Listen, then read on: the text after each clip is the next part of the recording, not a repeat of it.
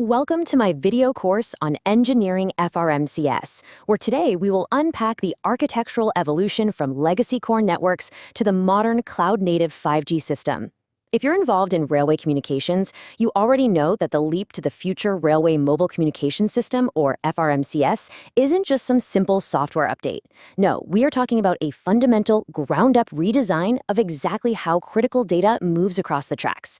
Today, we're focusing squarely on the engine room of this completely new standard, the core network infrastructure.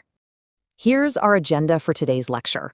We're going to define the transport stratum, contrast the legacy 4G EPS with the modern 5G core, drill down into those new cloud-native network functions, map our old 4G nodes directly to 5G, and finally review the overarching core network quality framework. Let's just jump right in. Section 1, the FRMCS transport stratum.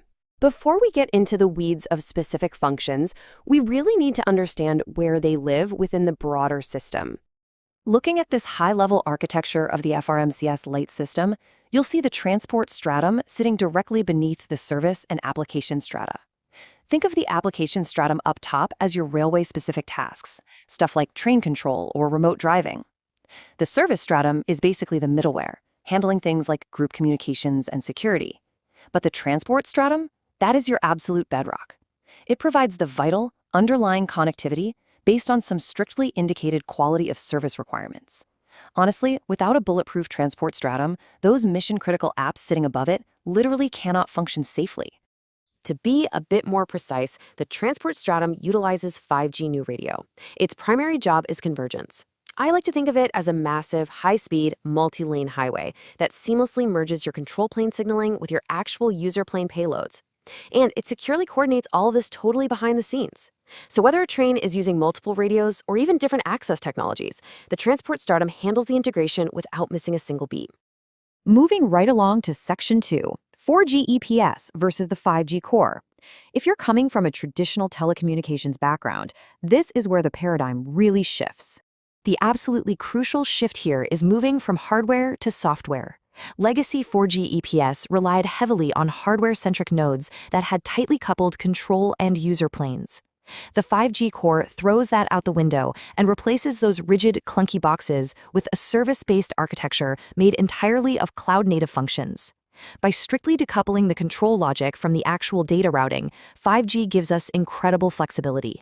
It means you can scale your signaling capacity entirely independently from your payload traffic. This decoupling is exactly what makes modern railway communications so incredibly agile. Which brings us nicely to Section 3, Cloud-Native Network Functions. To truly grasp this decoupled architecture, we need to meet the specific software functions that make it all happen. The 5G system relies on a whole suite of these software-based network functions, or NFs, constantly interacting with one another. You've got the PCF for policy, the UDM for unified data management, and the AUSF for authentication. But while the 5G system uses quite a few distinct NFs to keep the lights on, today's lecture is going to focus heavily on the triad at the absolute heart of the core, the AMF, the SMF, and the UPF. These three are the literal pillars of your tri-side network. Let's kick things off with the AMF. Think of the AMF as your primary control plane entry point, kind of like a bouncer at the door.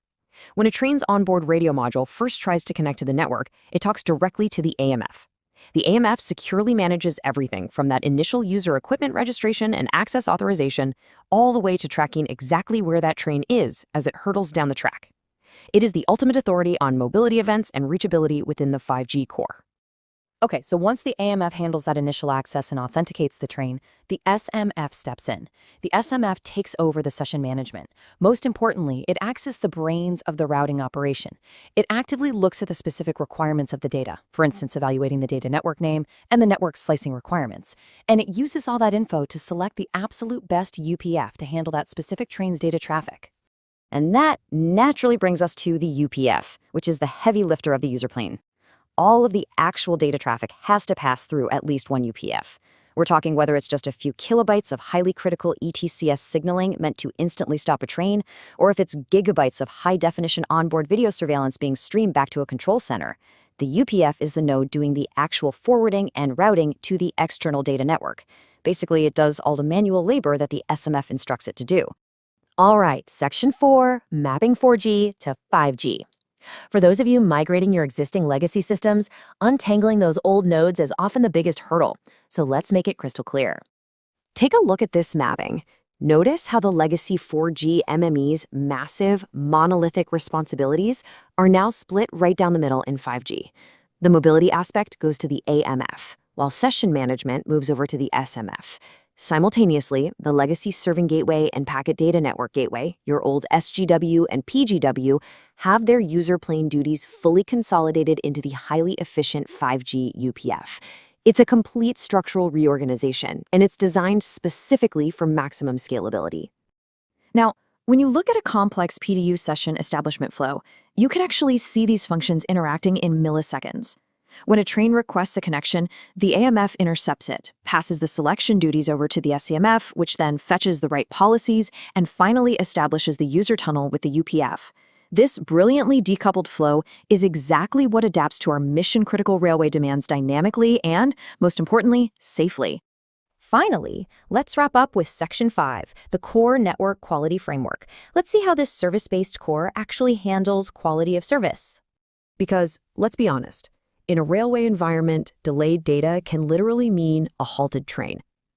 Under FRMCS, QoS is strictly applied via PDU sessions. And it's pretty incredible. Data can be hyper-classified into up to 63 distinct flows per individual session.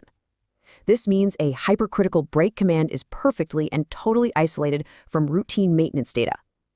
The actual policy enforcement is distributed across the entire chain, from the train equipment itself to the trackside radio access network, all the way to the core UPF, ensuring your critical data always gets the right of way. So I'll leave you to think about this. When you can deploy the UPF much closer to the trackside for ultra-low latency while simultaneously keeping your AMF and SMF fully centralized, how does that fundamentally reshape your railway's entire network map? Consider how this shift changes your physical infrastructure strategy. Thanks, we can see in next video.